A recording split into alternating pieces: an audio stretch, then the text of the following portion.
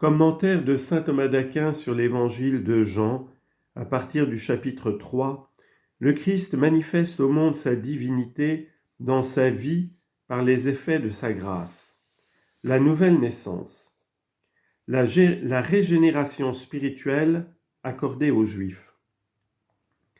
Après avoir montré la puissance qu'a le Christ de changer la nature, l'évangéliste montre maintenant, et c'est son intention principale, la puissance qu'a le Christ de recréer par la grâce. Or, la recréation par la grâce se fait par la régénération spirituelle et par le don de bienfaits à ceux qui sont régénérés. Il va donc traiter en premier lieu de la régénération spirituelle, puis du don des bienfaits spirituels à ceux qui sont divinement régénérés. Concernant le premier de ces deux points, deux choses sont à considérer.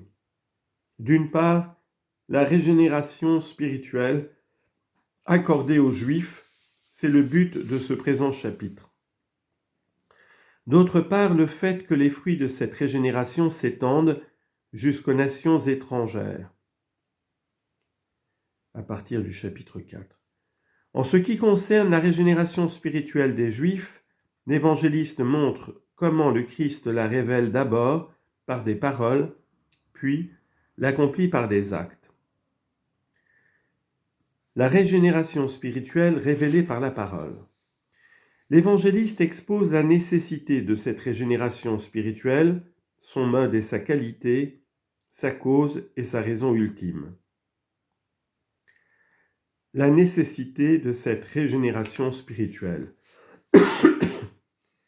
Pour montrer la nécessité de cette régénération spirituelle, l'évangéliste commence par indiquer ce qui a été pour le Christ l'occasion de l'affirmer, puis il rapporte l'affirmation même du Christ.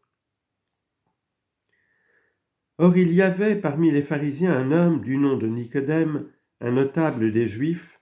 Il vint à Jésus de nuit et lui dit : « Rabbi, nous le savons, c'est de la part de Dieu que tu es venu en maître. Personne, en effet, ne peut faire les signes que tu fais si Dieu n'est pas avec lui. » L'occasion de l'affirmation du Christ est donnée par Nicodème, que l'évangéliste décrit d'abord dans sa personne, puis d'après le temps, le moment de sa visite, enfin d'après ce qu'il reconnaît du Christ. La personne de Nicodème est décrite sous trois aspects. D'abord celui de sa religion, c'est un pharisien. Il y avait en effet deux partis principaux chez les Juifs, les pharisiens et les sadducéens.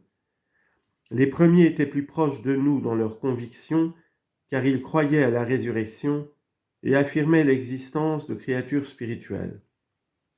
Les sadducéens différaient davantage parce qu'ils ne croyaient ni à la résurrection future, ni à l'existence de l'esprit. On appelait les premiers pharisiens pour signifier qu'ils étaient séparés des autres, perushim en hébreu. Et c'est parce que la croyance des pharisiens était plus probable et plus proche de la vérité, que Nicodème se convertit plus facilement au Christ.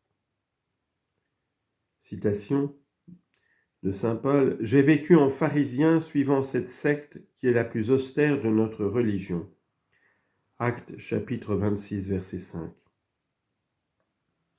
Jean le décrit ensuite par son nom, Nicodème, dont le nom signifie en grec victorieux ou victoire du peuple.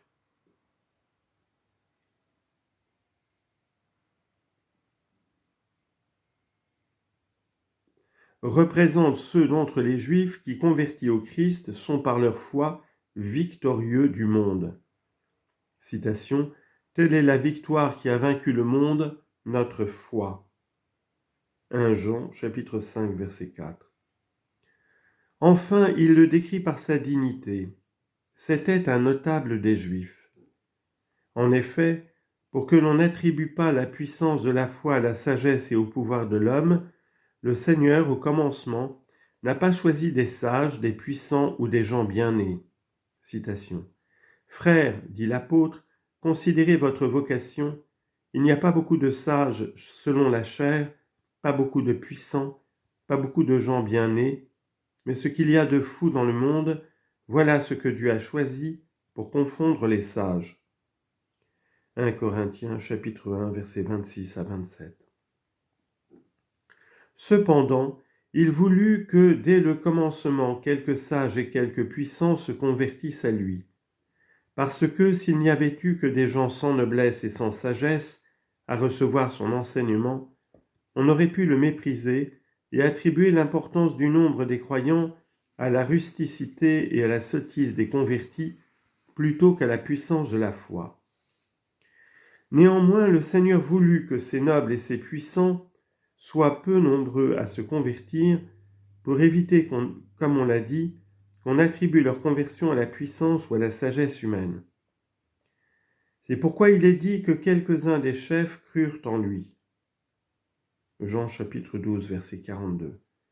Parmi lesquels il y eut ce Nicodème, citation, « Les grands des peuples se sont assemblés » Psaume 46, verset 10. Il vint à Jésus de nuit et lui dit. L'évangéliste décrit ensuite Nicodème en faisant appel au temps. À ce sujet, il faut savoir que l'Écriture a coutume, à propos de certaines personnes, de préciser les circonstances de temps pour faire connaître leur esprit ou leur action. L'évangéliste note ici l'obscurité de l'heure, il vint de nuit.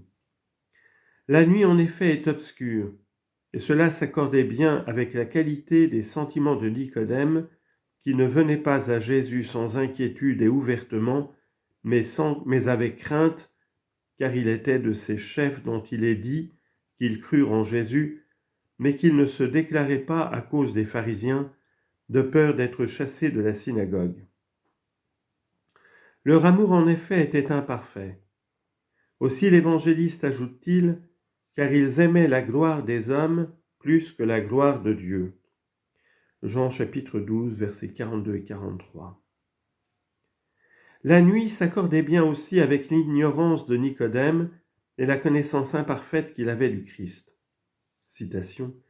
La nuit est avancée, le jour est proche, rejetons les œuvres de ténèbres et revêtons les armes de lumière. Romains chapitre 13, verset 12. Ils n'ont ni savoir ni intelligence, ils marchent dans les ténèbres. Psaume 81, verset 5.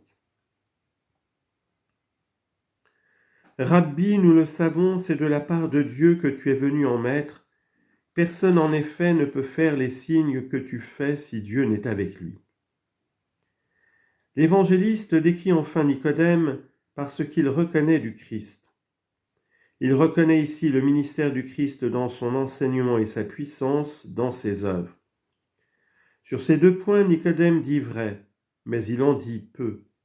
En effet, il proclame une vérité en appelant le Seigneur Rabbi, c'est-à-dire maître, car le Seigneur dira aux apôtres, « Vous m'appelez, vous, maître et Seigneur, et vous dites bien, car je le suis. » Jean 13, 13.